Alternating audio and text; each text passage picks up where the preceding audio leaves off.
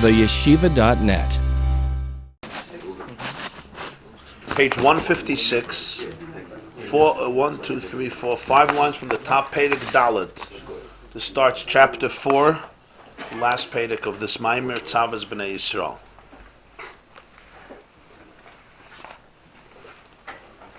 Ach zois oid achas hi aderech hamavia lias gilu nefesh alekis. Skelis mizbainenes bigdula sein seif baruch hu. Sheyei poyel Yeshua's bekerev ish v'leiv amok lahavas Hashem b'chol avavcha mamash. V'sheyei gam koyach hamisavash benefesh habahamis mishapich v'yoshav gam kin lavas Hashem.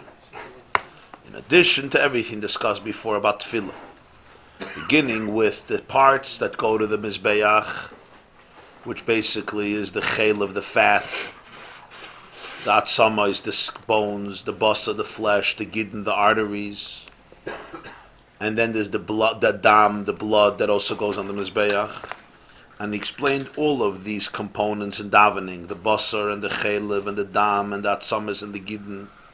The atzamas was the hisbaininus. The giddim was the arteries that connect the hisbaininus from the brain to the heart.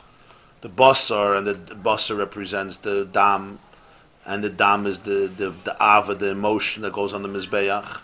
The chelev is the fat, the pleasure that comes following the thirst of ahayu advarim me'ela asher noichim etzav chayim. So he says there's one more nekuda, another derech, which helps there to be the gili of the nefesh elikis. For the nefesh elikis, for the divine inner soul of a person, to be able to be manifested in their life.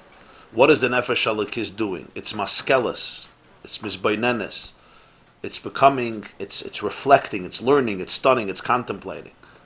The gedula of Eirin Tzayv Baruch Hu. So for that, this is bainanus, should be Poyel Yeshuas.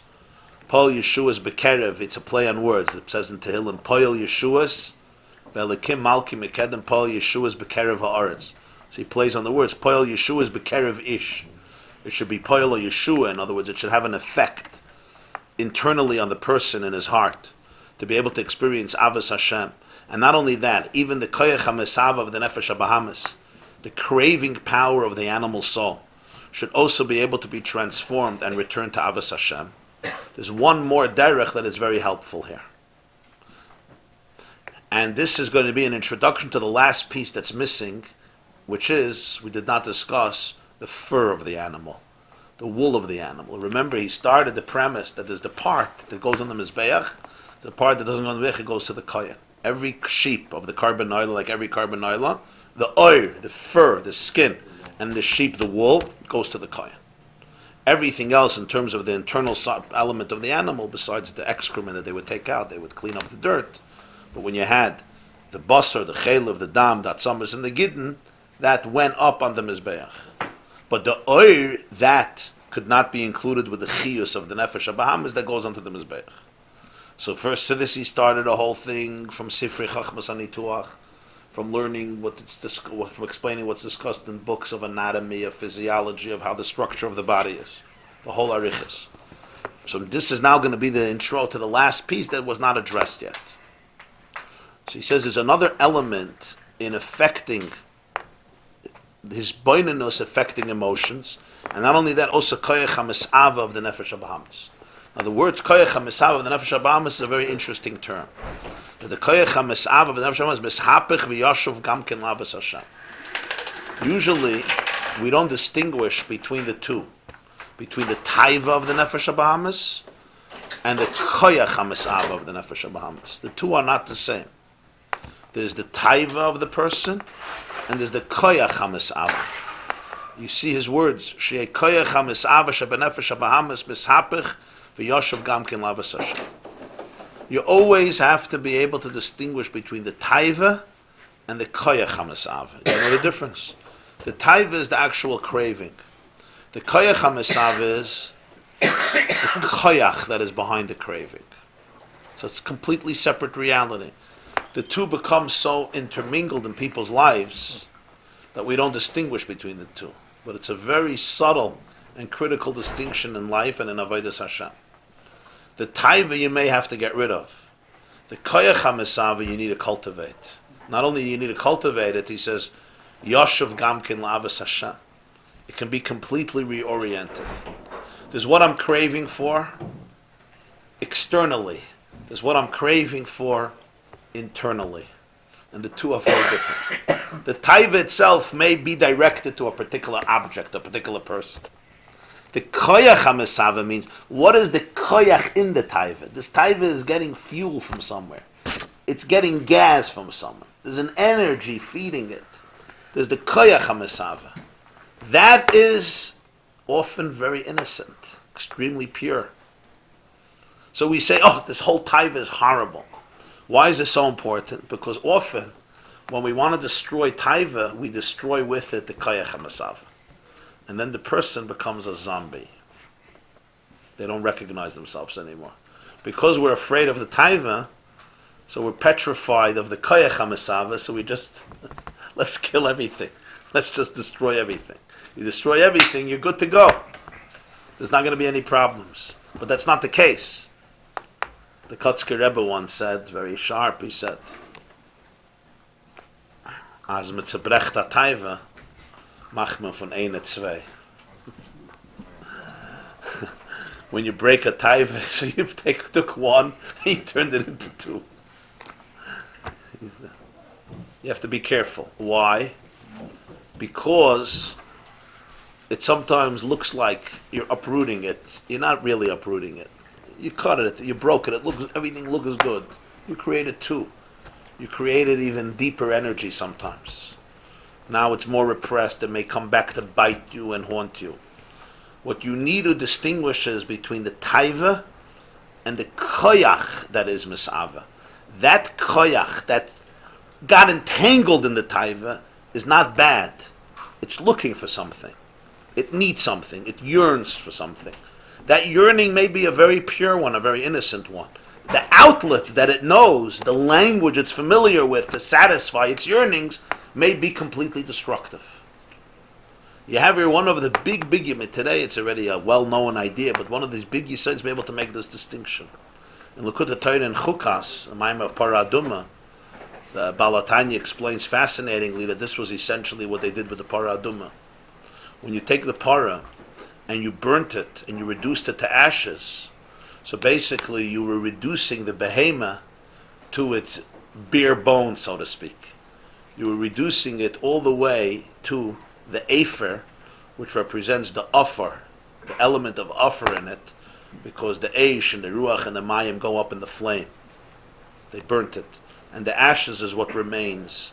And then, from that, you can actually create something that's going to be matayir you, that's going to purify you.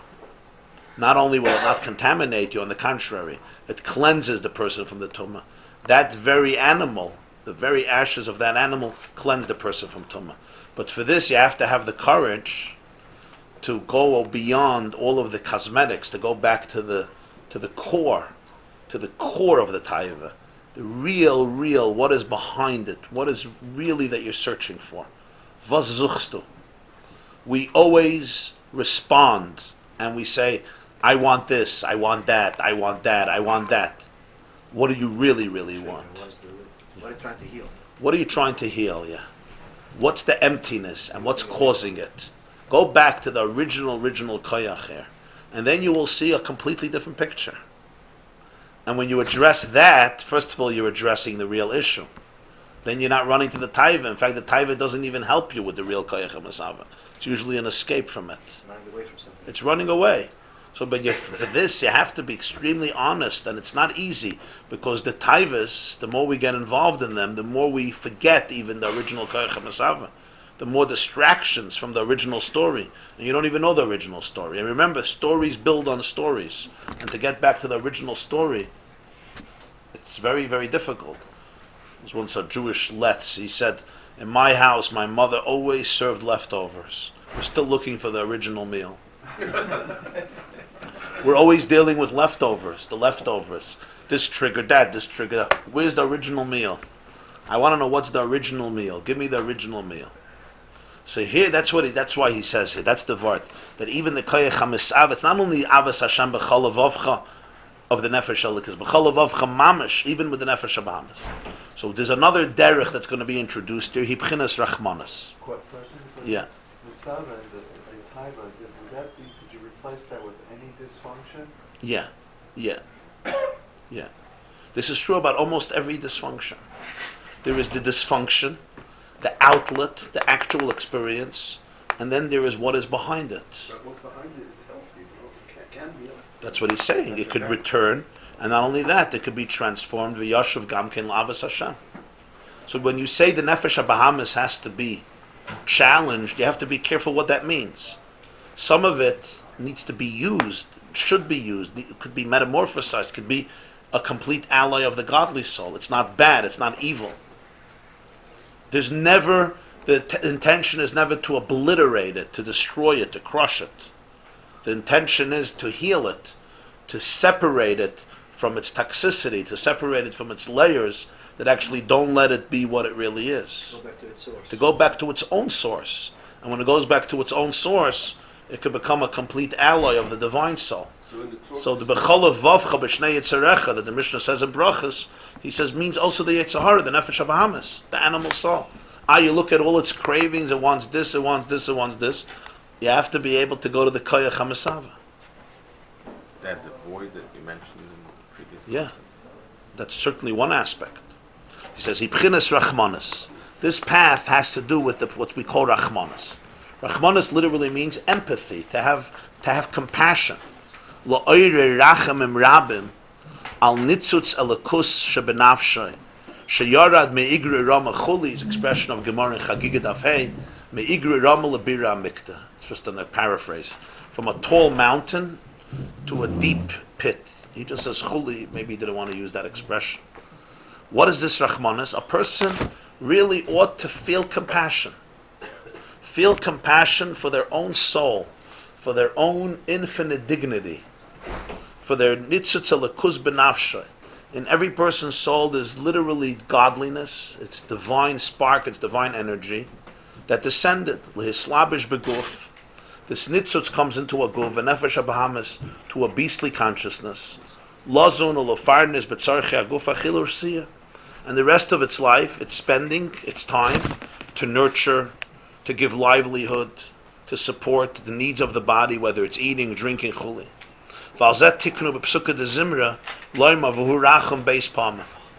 And this is an important component of davening. That's why you'll see already in Pesukah de Zimra, you have the same pasuk twice, v'hurachim. Remember where you say v'hurachim twice in Pesukah de Zimra? Huh? Yehichvai, the end of Yehichvai, v'hurachim mechaper ravim. Where's the first time? In Haidu. In Haidu. Why are you repeating the same pasuk? Because this is an essential component of davening. But you're not done. V'gam b'birchas yotzer. When you come to the bracha of yotzer oir, we say, Oimrim b'rachamecha harabim rachem aleinu. Elikei oilam, right? What do we say? Hamer Lod, it's Hamelech Amrem Vadei Maz, Elikei oilam b'rachamecha harabim rachem aleinu, adonu zenu, etc. Now these are charged words. Elikei oilam, the God of the world or the God of eternity. B'rachamecha harabim rachem aleinu. With your great rachamim, with your great compassion, have compassion for us. So this is already a third time we're discussing racham. Upirish b'rachamecha. What does it mean b'rachamecha harabim? Not with my rachmanis, with your rachmanis. You come over to somebody and say, "Hab rachmanis of me." No, we're not saying that. We're saying, "Have rachmanis on me with your rachmanis, not with my rachmanis." If you use my koyach rachmanis, it won't be good. It's not only saying you're compassionate, so have compassion for me. It's also describing the nature of the compassion. It's a much deeper touch. I need your rachamim. This is very, very sensitive stuff now. Generally, the nature is people love thinking that they're always doing the right thing. They like it. We like justifying our behavior. Derech kol ish yasher be'einav. Kol derech ish yasher be'einav. It's an expression in Tanakh. The path of every person is yasher be'einav. V'doime lo yishakach yamid anachayna. And he feels this is what's called the right way to live, the balanced one. And in the process, he becomes desensitized to the reality. He says, this is my obligation, to utilize my soul to do the needs of my body. Ish l'fiyerka, each person according to his erech. Every person decides what his needs are. This person lives this type of life. And it's not good without it. Every person decides this is what I moided la'atzmai. And therefore, it's a completely justified way of life. Every person taking care of all of their needs exactly the way they decide what works for me. No. He says, you're right. But you have to realize this is the spirit of man, of mortal man talking in you. B'shegem hu basar, because he's a piece of flesh. Aval legabi kutchebrichu, hine yiride g'doyle hi ma'oid la'ein soif v'tachlas. God sees your soul. Your soul is infinite. It's mamash ein soif. So the way kutchebrichu experiences you is that what you may resign to, I'm just a physical human being. He doesn't see you that way. He sees the infinity in you. So the yirida of the soul, getting involved in things, we're not talking here illegal, immoral, criminal activity. It's not what he's talking about. That's already a different yirida. Here he's talking about just the entanglement of life. It's yirida g'doyli moed. V'rachamei Hashem mirubim ma'oid al yirida ha'g'doyla hazois. His compassion for this descent is enormous. It's an enormous rachama. So what happens is, a people, we get used to living a life of resignation. What did the poet say? Most people live lives of quiet desperation. You're desperate, but you're quiet. You know, when you're young, you still have dreams. And then somebody has to pay a mortgage, somebody has to pay tuition, right? Somebody has to pay bills, and then there's always a leak in the house, and then the toilet breaks, and then somebody has an earache, and then suddenly a medical bill comes, a curveball, and suddenly you have to get money, etc., etc. So we just resign. A person cannot constantly live in that state of being completely sensitive to who they are. But in davening we say, "B'rachamecha harabim rachem aleinu." Don't allow me to become apathetic to who I really am. Don't allow me to become comfortable with living a mediocre life as though I was just a piece of flesh, as though my body was just a machine, a robot, and I have to take care of the machine. Don't allow me to lose the unique idealism, the unique sensitivity that comes from understanding what a Yiddish neshama is. What it means that you have a chelik elikami mal. What it means that you're really ein soif, that you're a piece of a likus. So he says, Rachamei Hashem merubim ma'od al yirida v'lozois anu mavakshim Rachamei shamayim hamerubim v'oimrim hagam shelefi sechleinu adal einonu margishim harachmanas. I may not feel rachmanas for my soul. You know, I don't even believe I have a soul. I'm just a physical guy. I'm a simple guy. I like a piece of steak. I like a piece of sushi. I like a couple of dollars. Where's their rachmanas? But you know the truth about my soul. So I'm asking you that you who knows the truth, you know who you are, and therefore you know who I am, because I'm part of you. Rachem aleinu. Because this yirida is a real yirida, the yirida of a soul, of a neshama. That's mamish, a piece of infinity. It's even, this whole language is hard for us, to imagine. But the truth is, the rachmanas of not knowing who you are, that's the greatest rachmanas. At least if you know who you are. The prince who knows that he's a prince, and he ended up in a sewer system, in a cesspool, in a stable with hippos, or with oxes, so he knows. He can cry about it. But the prince who decides that he's dirty, that he's filthy, that he doesn't deserve anything better, because he's not anything better, that's the real rachmanas. So you say, that's where I am. But I don't feel. I would completely resign to it. That's where the rachamim is. It's not that you lose your dignity. It's that you don't know that you had dignity to lose.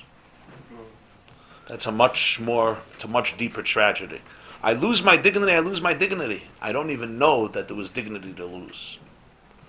I met a young man a few days ago. He came to speak to me. So, it's not a very comfortable story, quite reversed. He grew up in Borough Park. And at the age of 6, he was touched inappropriately. And it continued till the age of 13 by 4 different people. 2 from his family, 1 a guest in the house, and a 4th the Gabbai in Shul. From age 6 to 13. And it was horrific behavior. I say inappropriately to speak aesthetically somewhat, but it was horrific behavior. And he told me about his journey since then. And in his mind, he said, I started to think and believe that for me to be productive in life, I basically have to become a victim of other men.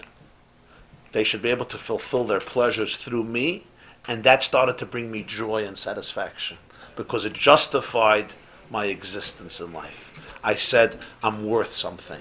And if I'm not doing this, I'm not worth anything. So it took me time even to understand what he was saying. I'm saying, but do you understand that that's not the truth? He says, you could speak about it a whole day. This is my experience. There's no way for me at the moment to change that experience. My emotional experience is that this is what brings me happiness because it justifies my existence. I know here that it's absurd, but it doesn't help, doesn't do anything for me. That's how deeply he was affected. So here you have a dramatic example. It's not that his dignity was robbed. That's half the problem. It's that he doesn't believe anymore that he has any dignity that was robbed. There's no protest. There's no macha. The Pinchos says in Baba Basra, some people finished recently the Sechta Baba Basra, Mazel Tov. So you have Perek Cheskes Habatim. You have a whole Perek about Shloishes Shnei Macha, yeah? If you live in my house, a squatter, you come into my house, I have 3 years to make a macha.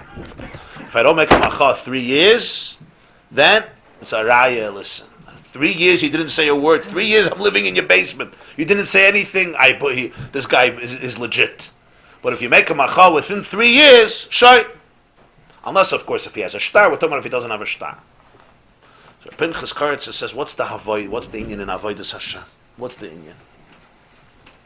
Somebody's living in your house. You may not be able to throw him out. Aber macha macha. Scream. Macha macha. Tell somebody the guy's a criminal. Maybe he's a mafiosi. You can't get rid of him. Why have you been silent for 3 years? So he says in Avodah, sometimes there's things going on in your life. You can't get rid of them. Aber macha macha. At least scream. Say something. Make a protest. Once in 3 years, say, you don't own this place. I know you make believe you own it. I know you behave as though you own it. I know sometimes it looks like you own it, but you don't own it. That's the spark of humanness in the person. The nefesh alakiz, that at least make a macha. There's something wrong. There's something inappropriate here. As if you know to make a macha. But you have to know, right? You have to know that you still own it. On some level, there's still something left. And when that's gone, so what do you say? You say, "B'rachamecha harabim." I don't feel the rachmanas on me anymore. There's nothing left. I don't feel finished. Now, every person is. I gave you a dramatic example of this younger man, but the concept is in a much more edel life. Much more edel life. I'm going to tell you a story, and I'm going to tell you this. This is a very deep story, and you need very edel lechushim to appreciate the story. Not everybody will appreciate the story, which is fine. I'm telling you beforehand, you need very sensitive chushim to be able to appreciate the story. Somebody who learned Likkutei Torah for a long time will appreciate the story immediately. And even if you don't, it's just good sometimes to hear such a maisa. There was a Yid, he lived in Brooklyn, his name was Rabbi Yedidei Tzuntz. He was a Talmud in Toim Chetmimim in Otwotsk. Otwotsk is a city in Poland, it's a suburb not far from Warsaw. Beautiful, beautiful resort area. People would go there for the summer, there were yeshivas there. The sixth Lubavitcher Rebbe, Rabbi Yosef Yitzchak, the Rebbe Rayatz, built a yeshiva there, a very, very big yeshiva in the 1930s. It was an extremely successful yeshiva. He had to leave the Soviet Union, escape Stalinism, and he moved to Poland. He relocated to Poland. So he had a yeshiva in Warsaw, and then he moved it to Otvatsk.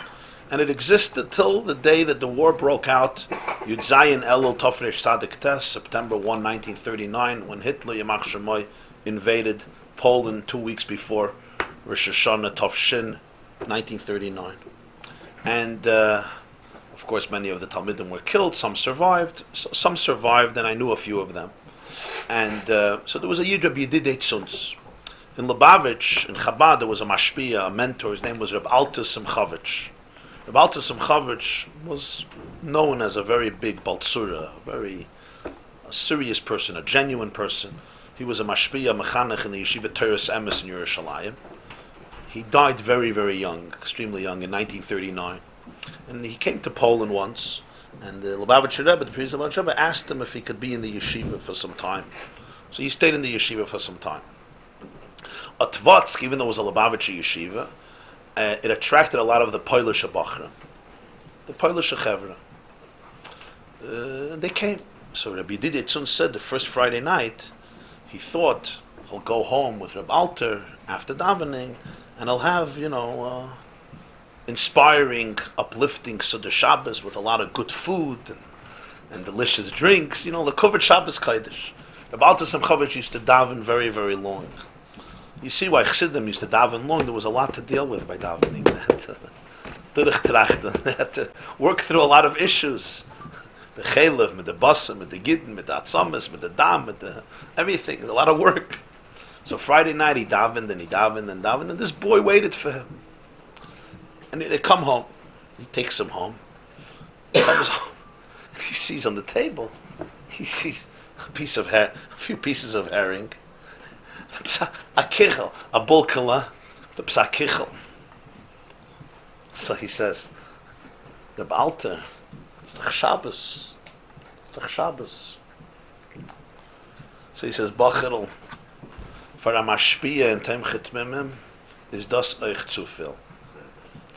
For a mashpia in time chetmimim, even this is too much. Even this is too much. The spiritual sensitivity of a person, the spiritual awareness of a person, right? It's euch zu viel. He understood how much a person is capable of, how deep a person is, what a neshama is. He would not resign. He would make a macha. That's pshat, you make a macha. It's a perspective. But sometimes a person completely doesn't feel, they don't even know what you're talking about. I am the steak. I am the steak myself. So for this he said, B'rachamecha, I need your glasses to be able to understand who I am. I look at myself and I don't see anything, sorry. I need your prism, literally your mishkafayim, deine brillen, b'rachamecha, not mine. To be able to understand what is going on. To be able to understand the gadlus ha'adam, the infinite, awesome divinity of what the human soul is and what it goes through. Because till a person can't identify that, the person doesn't know what's going on. The fact is that life is a marriage of infinity with a very beastly consciousness. That's what it is. The person is the highest of the high that comes into the lowest in the low, and you have to create a shalom bias between the two. And if you can't recognize that tension, you can't recognize what is going on in your life. That's what he says, B'rachamecha rabim racham aleinu. Hagam shelefi sichleinu hadal einonu margishim mikol mokem b'rachamecha rabim racham aleinu v'godol koyach rachmanazu. Don't underestimate this koyach of rachmanas. It's tremendously powerful. Lo'oirid es ha'ava shebelev, and not only that, v'nefesh ha'bahamis aydei binne v'daz the nefesh ha'lekis ha'maskelas b'gdulas Hashem. This rachamim, that a person literally feels compassion for themselves, for their own soul. This is not a form of self-pity where you just have self-pity and you become a victim. But this is a genuine compassion for a person, for themselves, or for another person. This has a tremendous koyach to trigger emotion. to be ma'oder ava. Sometimes emotions are in exile, you can't experience them, and the koyach harachmanis helps them come out. Well, kamaimer, that's why we say before Krishma another piece on rachmanis. Avinu avarachamon hamerachem, rachem na aleinu, v'sein b'libeinu bina. So here's Vaita. So you have him Psukkah de Zimra v'urachem twice. In the beginning of Yoitze, Hameir L'Oretz, you have again Berachem Acharab. The next bracha, you think we're done. No, so Heptzach Eshton. Avinu avarachamon, and du singst noch den again. Avinu avarachamon hamerachem. Rachem no aleinu. How many times are you going to tell me about Rachem? Avinu avarachamon. I got it. Until I get it. Hamerachem. Not enough. Rachem no aleinu. 3 times. And what's the rachamim? V'sein b'libeinu bina. I should have awareness. Lahavin, lahaskil, l'shmoya. Then is lilmoid, lalamed, lishma v'lasas. You ever think about these words when you say them? They're amazing, amazing words. People go through them as I should know. They're very powerful to think. V'sein b'libeinu. I should have bina. I should have perception. Lahavin, lahaskil, l'shmoya. To be able to listen. Lilmoid, to learn, to understand, to comprehend, etc. So he says, because the koyach harachmanis literally has the ability for a person to be able to open themselves up intellectually and emotionally. Feeling bad, having rachmanis for yourself and for another person. Feeling bad doesn't mean turning people into victims. This is not about paralysis, depression, stagnation. This is about having compassion for the tragic state of humanity, for the own tragedy of the human condition. You have to be able to feel compassion for yourself. You ever feel compassion for yourself? Huh? It's not easy to feel compassion for yourself. We like guilt. We don't like compassion. We're Jews. We like feeling guilty. That's not what he's talking about. Guilt doesn't bring out any ava. But when you finally work not to feel guilty, you feel guilty that you're not feeling guilty. Of course. The definition of a Jew is, if he doesn't feel guilty, he blames himself. So the limit and lamad may be that he's learning about himself. To who he really is, what a neshama is, what ain't soif is. Yeah, also, of course.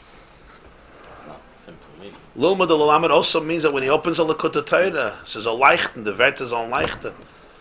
He should be able to be open to the energy, because a person could be so numb, it's like, I don't know what you want, Save it. Somebody wrote to me an email that he can't learn this. I said, why? He says it's too truthful. That's what he says. He says it's too much emes, it's too much. He says I need dumbed down shiurim. Just tell me nice, simple things. Tell me to be a nice person. Don't start telling this to me. He says too much, too intense. He shuts down. He said he stopped. He says he doesn't know why people keep on coming back. He doesn't know. I also don't know why. You're not his level yet.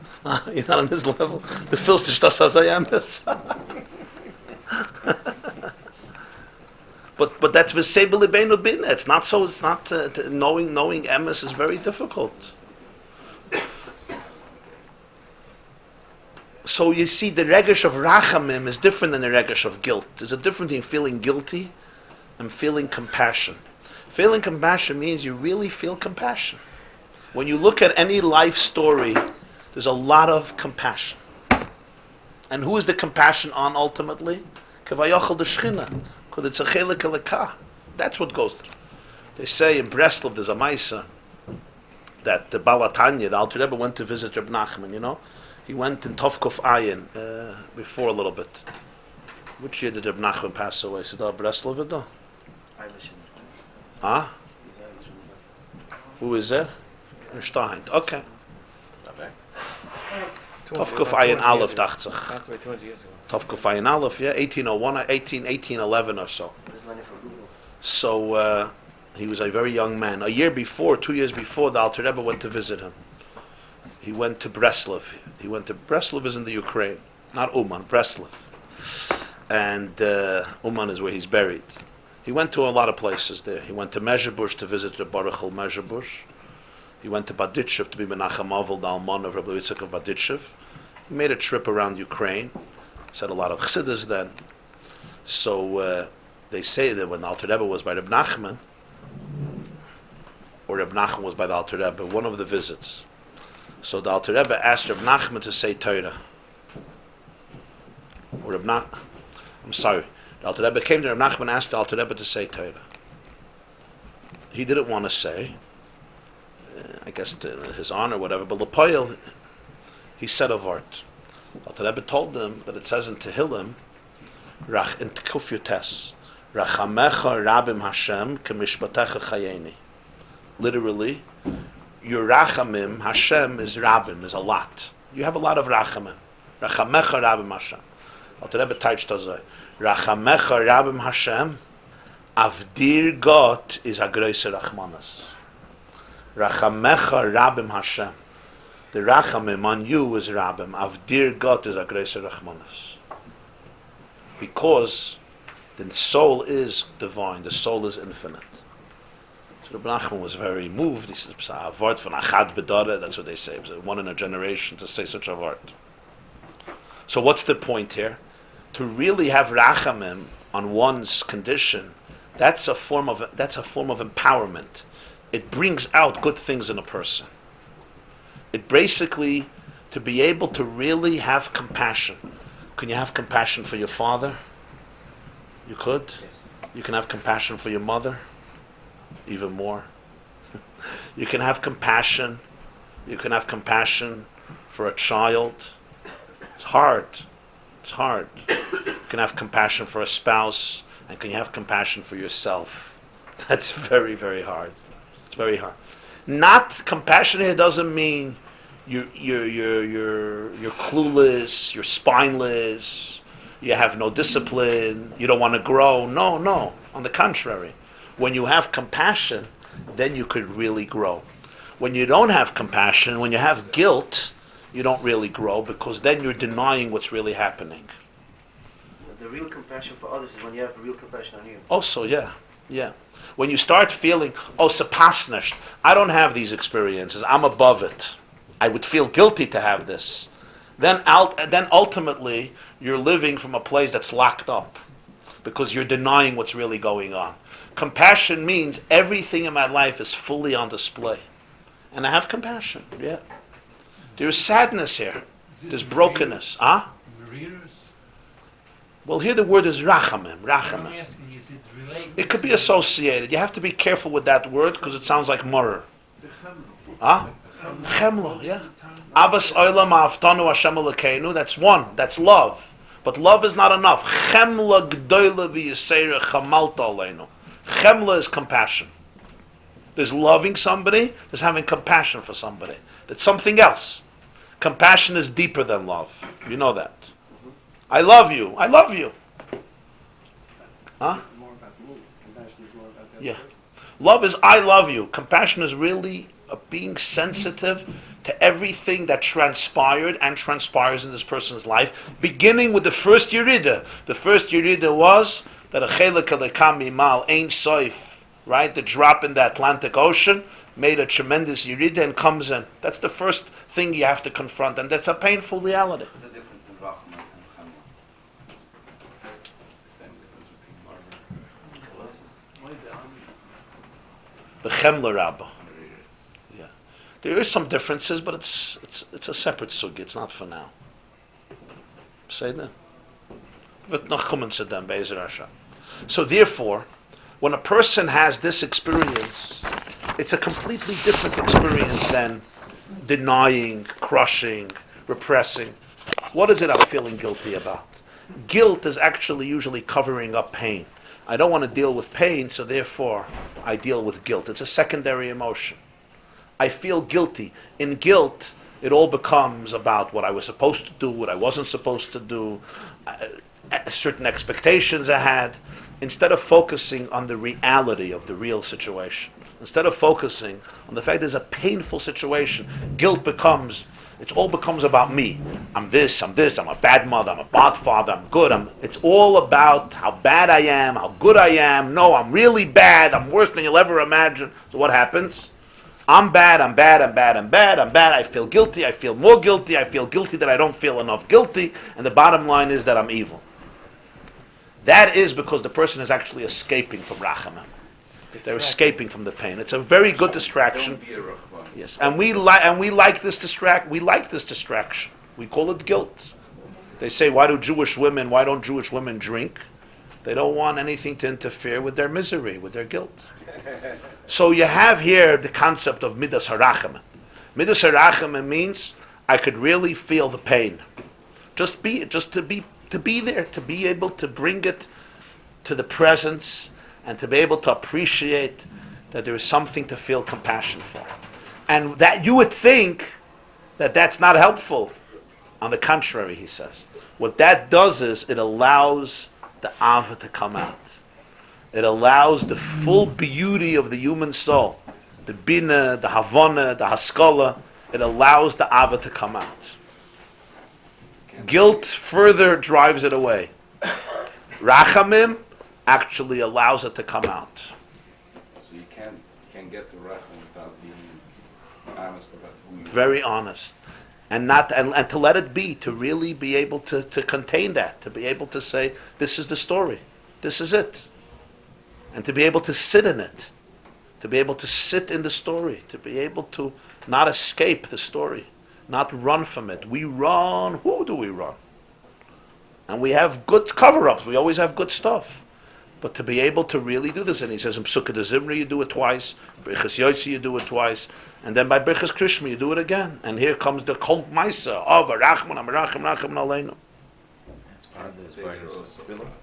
He says, Zoisi oid achas, hi derech. Another important component in addition to what was discussed before. V'zeu inyan karban atomit shabam and akvasa. And this is where the sheep comes in. We discussed the makeup of the animal, but we didn't discuss which animal. It was a sheep. Ki akvasim yeshbem b'chinas rachmanas. Because sheep are very compassionate animals. In the nature, of course, animals don't choose their nature. It's a genetic program. But kvasim represent rachmanas. They're rachmanas, they're compassionate animals. They're not like goats are much more aggressive and shrewd and smarter and sly. Sheep are much more docile, much more submissive, much more edel, and they're compassionate. V'koilon kol rachamim. Even their koil, their sound, you ever hear the meh of a sheep? It's a sound of rachamim. And here you see, what's pshat a kol rachamim? What's not a kol rachamim? A kol rachamim meaning is really a sound that summons midas harachmanas. It's a sound that there are sounds of aggression. There are sounds of guilt. There are sounds of certain intense feelings. This is the sound of Rachmanas. V'arachmanas hu k'moshe kosov. What's the Rachmanas really? The pasuk says in Yeshaya, "K'rochel lifnei goy zezeh ha'ne'alama." Like a ewe. A rachel is a sheep. A ewe. E-W-E. A ewe. A rachel, a sheep, lifnei goy zezeh, in front of her shearers. Those who cut her wool, ne'alama, she's silent. Other animals, they varfen sich, they won't let you do this. A sheep, you come and you cut off all this beautiful tzemer, this wonderful coat that has grown on the sheep, ne'alama, she doesn't say a word. Ve'inyan goizezah, what does this mean, you cut the wool of the sheep? Kihine hakevesh yesh lo tzemer ba'oire. The sheep has tzemer, wool in its skin. Va'oiru amafsik ben abasav tzemer. And the skin interrupts between the meat, the flesh, and the tzemer. So you have the flesh, the basar, you have the tzemer, the wool, and you have the skin, which interposes, it's a chatzitza, a partition between the basar and the oil. If you wouldn't have the oil, you're not going to have from the flesh, the hair, and the wool growing. It's not going to happen. You have to have the oil protecting, covering the flesh, and from the oil you have the tzemer growing. When that tzemer is removed from the oil, the sheep is silent. As we're going to see, this is the story of life. As the wool is being removed, the sheep remains silent. And that is the rachamim that the sheep experiences. And that is the rachamim that the sheep represents. The rachamim that the sheep cries about in its koil. That's the rachamim that the carbon tamid, which comes from kvasim, comes out. As he will explain what this is in the nimshal, what this process of the flesh, the skin, the wool, and shearing the wool in the silence of the sheep.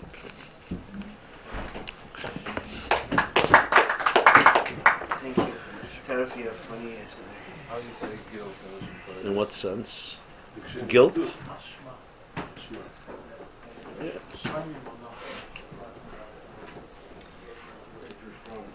The real term guilt, I don't know if you have, it translates as Rikshei Ashma. It's basically the focus how bad I am.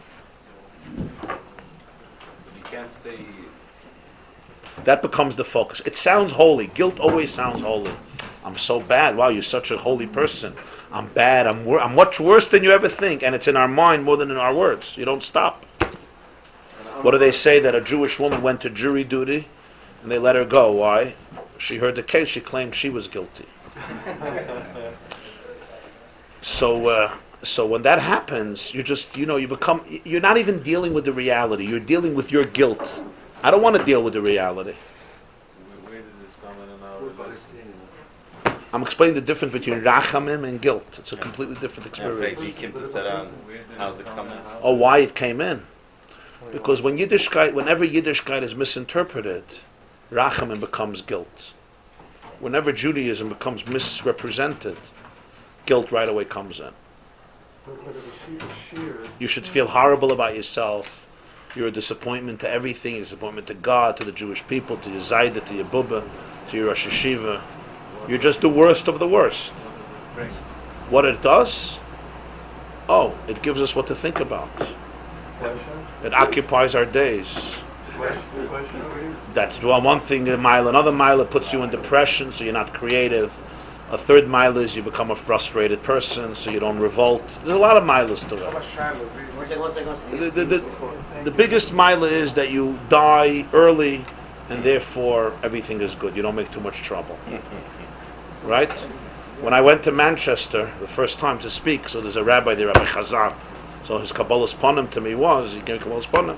So he said that they said that Mark Twain said that before he dies, he would like to move to Manchester, because from there the transition won't be noticeable. So that's one of the big milas of this. Right.